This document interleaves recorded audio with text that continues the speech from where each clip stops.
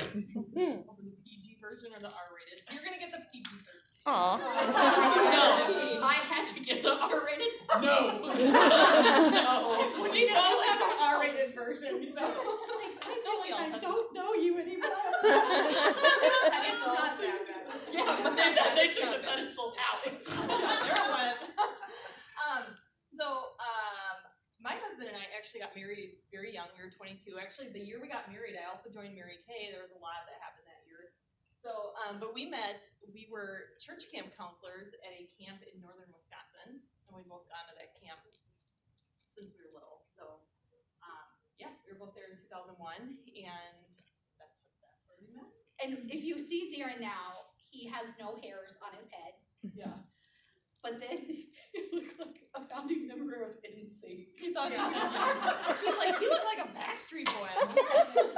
When she showed me the pictures, I'm like, that is not him. She's like, it was. I was like, There might have been some making out in a Conestoga wagon. At the church? at the church camp.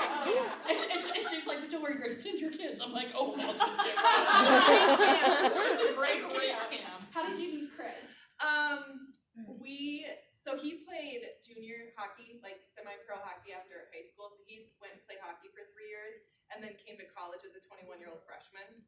So we actually ended up moving in next to each other in townhomes. And he was creepy and watched her move. Yeah, he was creepy and like him and his friend sat in the driveway in like a circle and like we're drinking beer, watching me and my sister move into our townhome. He's like, yeah, you were wearing really short jean shorts that day. I don't remember what I was wearing. Hey, we'll help you move in. Yeah. No, we just sat there and they were creepy. They sat there watching. Just watch like the stalker they are. And Well, that wasn't the day I met him. I didn't realize they were like sitting there. So we just. and what made you know that he was the one? He did a lot of dumb stuff in the beginning. I stayed with him really. You know what? I think it was that like we knew really early on that we were gonna spend forever together. Like he came and met my parents, and him and my dad disappeared for hours, and I didn't know where they went, and they were just hanging out. I'm like, this is great, because my dad had 4 daughters and no sons, so he was kind of the first like. So I don't know. It was kind of how like watching how he interacted with my parents. I was like, he's a family man. Redeeming quality here. Yeah, and he got made fun of by his friends for being a family man. In college, like, because I got him a puppy for Christmas one year. They were like, oh, you and the wifey poo and the dog, family man. And they would make fun of him. I bet they're single, aren't They they? sure are! So I'll just be over here with my hot girlfriend and dog. Yeah. And how did you know D was the man? He was the man. Well, After the Conestoga wagon. Yeah. done. No, I'm just kidding. So, I mean, just like having the same values and, yeah, I mean, we actually both grew up like very similarly, and we just like hit it off right away. I mean, there was no doubt in my mind, like right away that we were. I remember when she's told me, she's like, as soon as I met him, I was like, oh, yeah, he's gonna be mine. Yeah. And she made it happen. I did. I see what I want, and I go for it. He was making out of Poor kid. Yeah. He's so great. So let's talk about this. How can you estimate how much follow-up time you spend after a virtual party? Like texting and booking and delivering and shipping product. That's a great question. So, back when I was doing more in-person parties, I kind of had this funny thing where I would get home from a party, and my husband and family know, okay, because you get home from a party and you just want to like get in your your fat pants, like your sweatpants, and you just want to like chill and pop a Miller or whatever, right? I used to have a rule where I could not do that until I went into my office and sent the texts, like the magical text or whatever I had to send. So now that we're virtual, I still do that same thing. So I get done with a virtual party, and even though a lot of times they end right when my kids are going to bed, Darren and I know, like, okay, I need 20 minutes after the virtual party to send the after text with my website, and here's how you purchase, and here's my steals and deals, and then sending the magical texts right away to the people I want to, get in touch with for virtual coffee. So I would say right away it's a 20 to 30 minutes just kind of decompressing from the party. And then probably, I've had a lot of really good sales lately for my virtuals, so probably another like half hour, 45 minutes, just like getting the orders, getting all that stuff out. So so. And how long would you say that your parties are lasting, like your virtual parties? An hour and 10 minutes.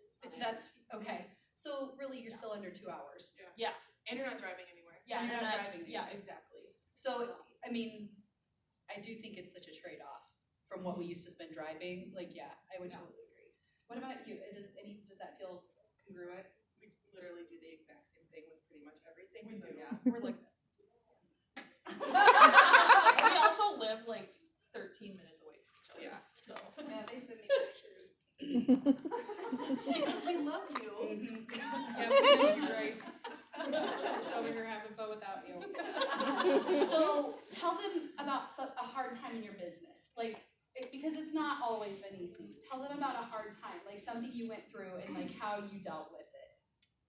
Well, I kind of, when I'm going to talk later, I'm going to talk about my story a little bit, but I think like the hardest one, like thinking back, because you have to think about like where you are with your confidence level and how like I'm a different version of myself now than I was when I first started. And so I think because my confidence was so low when I started, for 2 years I was like in and out of my red jacket. So it was almost like getting out of that insanity cycle of doing the same thing and expecting different results. Because once I got out of that, it just like everything just like went super fast. It was like Carter, directorship as soon as I got out of that. But it was like that moment in time or that span of time where I was just like, what do? I don't know how to get out of this. And so figuring that out, which I'll talk about later, I think was probably one of the hardest things because I was like, why is this so much easier for everyone else and it's so hard for me? Because I was just stuck.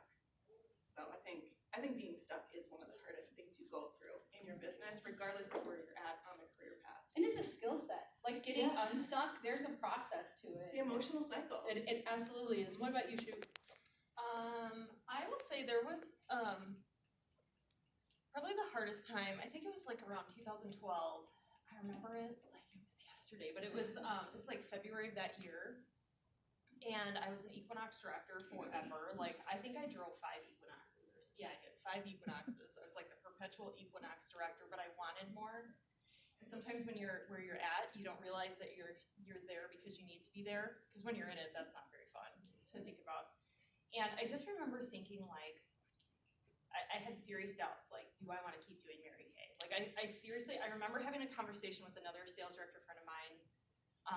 I was thinking about quitting, and she goes, okay, this is hilarious. This is a good friend. She goes, okay, well, what would you do if you weren't doing Mary Kay? Of course, I had zero backup plans, right? I'm like, I'm not even going to tell you what I told her because it's way too embarrassing. Like, it was a stupid idea. Like, it never would have, it was awful. Just kidding. And then I remember having this thought, so I mulled over this thought of like, am I gonna quit? And if you've never watched it, go to YouTube and Google Julia Burnett seminar speech, The Undecided Heart. Have you ever heard this one? It was like 2 or 3 years ago about the decided heart and the undecided heart. And so I had an undecided heart for a couple of months.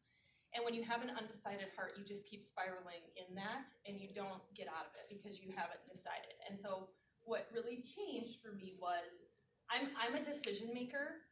And so one day I was, and I talk really kind of bitchy to myself, like, all right, girl, you got to figure it out. Like, you either got to get busy quitting or you got to get busy doing something about it.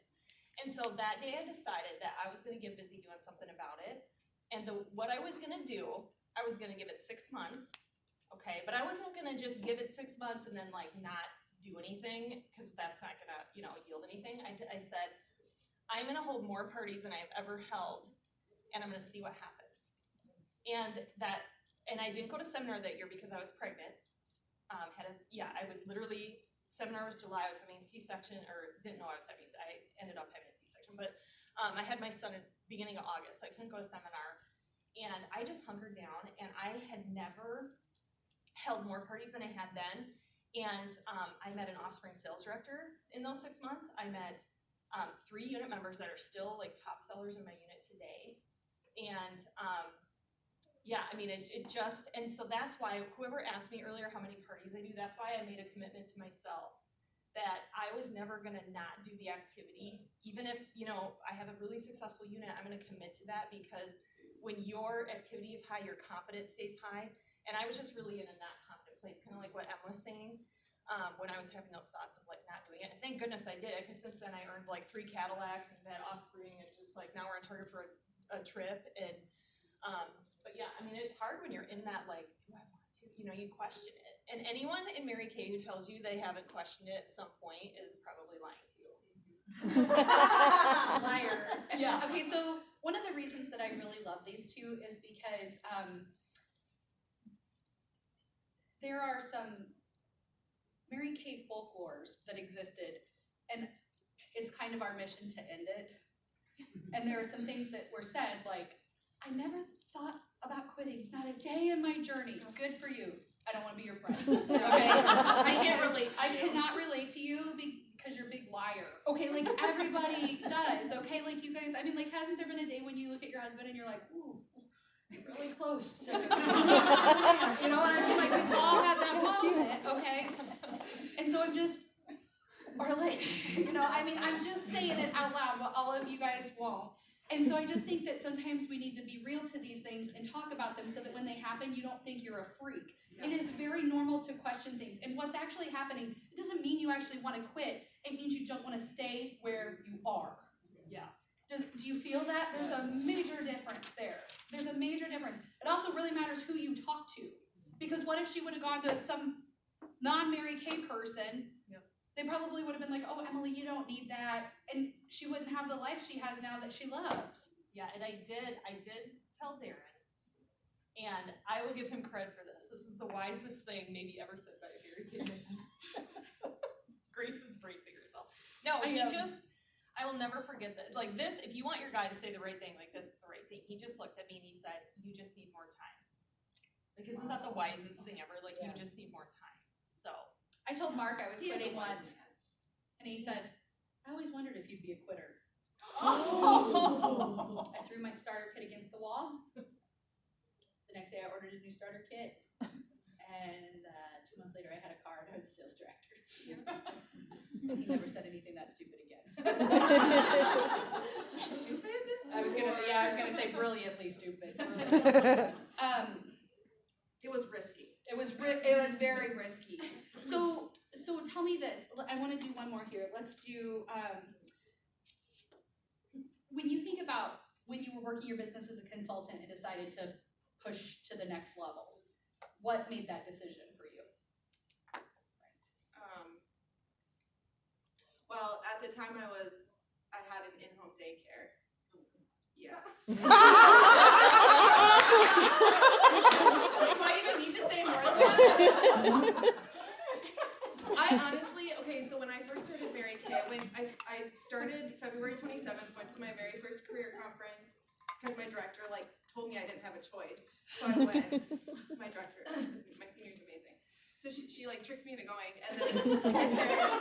and that was you guys hated them, but that was the year of the gold director suits, and that was my first, experience. And so I'm there, and I'm like, some people have red, some people have the gold, I want the gold one, because there's fewer of those, and they look, super important.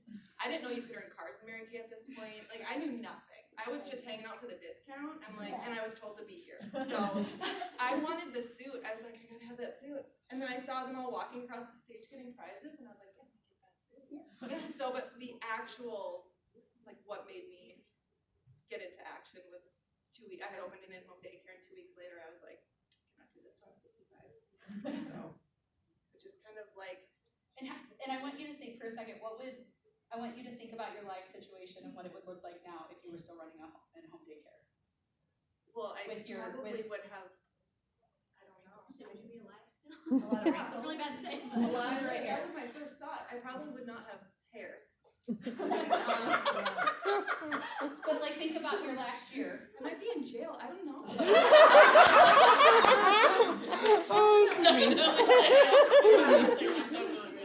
And she would have posted your bail. You can have the car. It's fine. Just take her home. Wrap her in a blanket. What about you, Em? So believe it or not, when I came into Mary Kay, I really just came in because I thought this was a cool sorority thing. And I was doing this other business photography, stock photo agency thing out of my house. And, but then I kept, after I got over the Pearls of Sharing thing, I actually went on target for my car that next month when I, switched my mindset about recruiting. And I was on target for my car for 6 months and never earned it. That was fun. But at the end of that 6 months, I realized, my director thought I was gonna quit. I was like, no. I realized I would get lucky. Have you ever gotten lucky? Like, I would get one recruit that would come in and do like a 3600, so I would stay on target, but I wasn't really doing the activity that was required. So that was September when I went off target. She thought I was gonna quit. I took October and November and just regrouped. No desire to be a director still at this point, but I wanted the car. Okay, that's why I think I'm passionate about, the slideshow of being a car driving consultant. That's what I wanted, but then something switched. In November, I had a girl on my team move into red, and I went, all right, DIQ December 1st it is. And when I went DIQ December 1st, because I had been a target for my car for 6 months, never earned it, I like making decisions. I decided, I actually told myself this in the most convincing way possible. I said, I am doing this once, or I don't get to do it ever again. And I did it once, and I never did it ever again. So there's that. And I do have a question. Who has the red Pontiac 5 Mary Kay car in the parking lot? We are doing a photo shoot later. That was my very first Mary Kay car. I saw it in the parking lot, and I was like, oh, I loved that car. So anyway, so really the switch, I didn't come in thinking I wanted directorship. Even I saw the people in suits. I'm like, good for them. But it was just that switch of seeing someone on my team really moving. That's what made me go, I'll do DIQ. And do you see how different they are? Yeah. The suit. I don't know about the cars and stuff, but the suit, okay? I want to be important. Well, and I have to say, so the cutie patootie and what's your Shelly? I love that sweater. We were talking about a lot of my reasoning was her reasons. I was a 22-year-old woman. I'm like, what if I did this? Someday I'm gonna have kids. Actually, I didn't know I wanted kids at that point, and then I said maybe when I'm 30. But I thought, what if I built this before I had kids, and it was this amazing business? So it was just building it for what could be was really So smart. It is smart, but they're so different. They both have different reasons. They both went about it a different way. They worked very similarly in some things, and other things not at all the same. I want you to see that there's a place, and that you don't have to come into this knowing everything you want for the rest of your life. It still behooves you to build it. Because as you build, you have more money and you have more opportunity, so that as whatever it is that you want, comes to pass, you have those options and you have those opportunities. There's no downfall to building, girls. There's no downfall. So the final one that I have is, tell me about a time when you were the hero of your own story. You can go first. You can go first. No, you can go first. And so they don't know their answer, so they're trying to. Well, actually, the one about quitting was my Shiro story. I kind of mixed them up, but I'll tell you. Okay, so, so I'll tell you about what was going on before I joined Mary Kay. So I joined in October of 2004. I got married in September of 2004. So September married, October joined Mary Kay. But in August of that year, my dad and brother, they went to Luther College up in Decorah. And so they were riding motorcycles to go to Luther College for this reunion weekend. And driving 45 miles an hour on a country road, a deer jumps out in front of my parents' motorcycle. My mom's on the back, right? So anyway, my dad ends up getting helicoptered to a hospital, and they don't think he's gonna make it. And my mom was thrown off the motorcycle. She's got all these injuries. They actually have to they removed my dad's spleen. It was this whole crazy thing. They put him in a coma. He was in a coma for 1 month.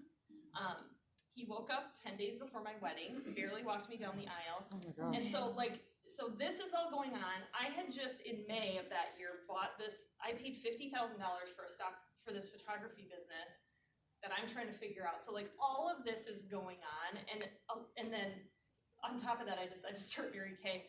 But this is why I'm sharing my own story, is because I've always had this belief that you can't freak out or stress about things that you have zero control over. It's just been a really strong belief in my family and in me. And so I was just taking it one step at a time. And I'm like, you know what? This too shall pass. What can I do? I'm very solutions oriented. I don't get super emotional, but I'm like, okay, what can I do? What is possible in this moment? What do I have control over? What don't I? And so that was just, I look back on that now and I'm like, how did I do that? I don't even remember how I did that. I just was in that moment, doing it. And sometimes you know, when you're in those moments and you don't know what to do, it's just like, okay, is that in Frozen? What's the next best step? Yeah. Frozen 2? Yeah, if you got little kids, I got a 5-year-old girl.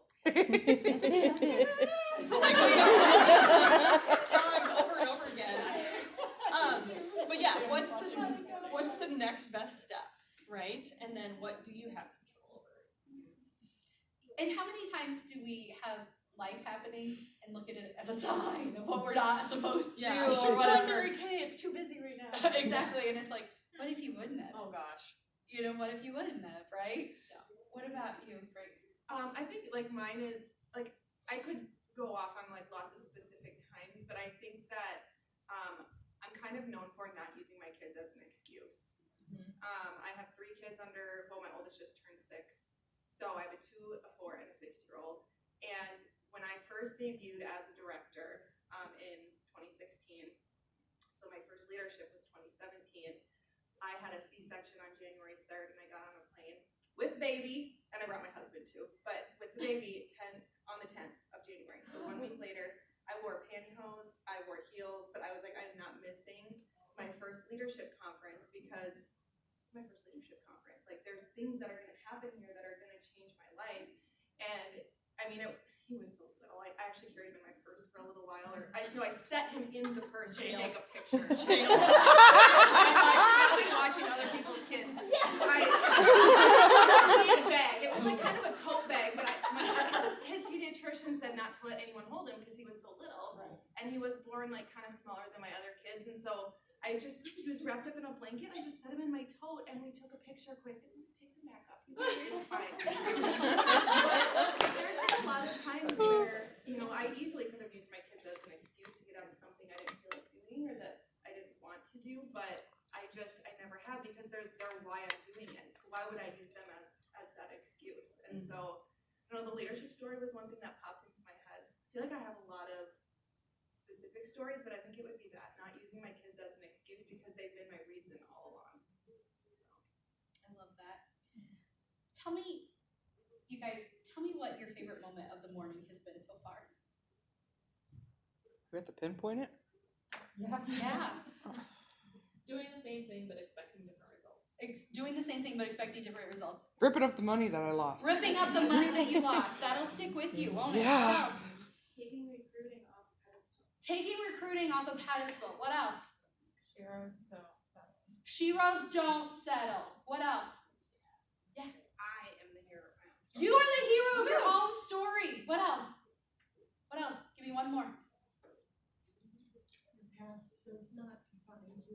Your past does not get to define who you are. And only you can take that power away from it.